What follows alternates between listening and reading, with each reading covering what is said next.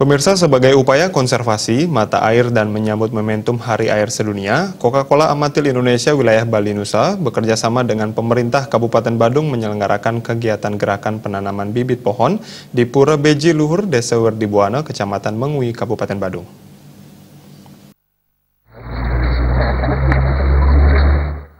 Kegiatan dibuka dengan simbolisasi penyerahan bibit pohon dan tempat sampah yang diserahkan HR Operasional Manajer Coca-Cola Amatil Indonesia Wilayah Bali Nusa didampingi Wabub Badung kepada perbekal Desa Werdibuana, tokoh masyarakat dan siswa pecinta alam. HR Operasional Manajer Coca-Cola Amatil Indonesia Wilayah Bali Nusa, I Gusti Putu Anom Artawijaya mengatakan, kegiatan penanaman bibit pohon bukan kegiatan yang baru. Kegiatan ini akan berlanjut tidak hanya di satu tempat saja, namun Coca-Cola akan menyusur ke daerah lain di seluruh Indonesia. Untuk di Bali, kegiatan penanaman pohon sudah diberlakukan di beberapa kabupaten, di antaranya Singaraja, Bangli, Tabanan, Badung, dan Denpasar.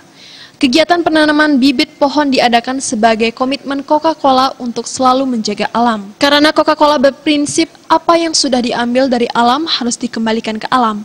Kegiatan peduli lingkungan tidak hanya terbatas pada penanaman bibit pohon saja.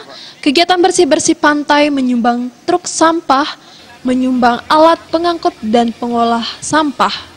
Pada penanaman bibit pohon kali ini, jenis bibit pohon durian, cempaka, dan cemara yang dipilih karena ketiga pohon ini memang terbukti kuat menahan tanah di perbukitan dari bahaya longsor dan mampu menyimpan cadangan air tanah lebih banyak. Memilih tempat di Pura Beji Luhur, Desa Werdibuana, Kecamatan Mengui, Kabupaten Badung, berdasarkan survei yang melibatkan DLHK Kabupaten Badung. Hal tersebut dilakukan dengan alasan agar penanaman bibit pohon tepat sasaran.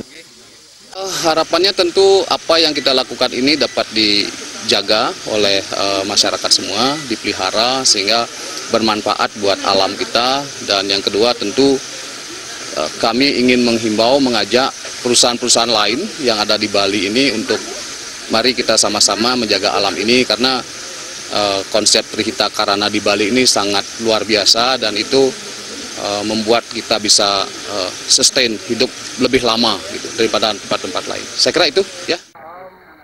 Sementara itu, Wakil Bupati Badung Iketet Suyase mengatakan ada 369 sumber mata air di Badung dan 67 ada di Kecamatan Mengui. Sedangkan di Desa Werdibuana ada 8 mata air yang besar dan kecil.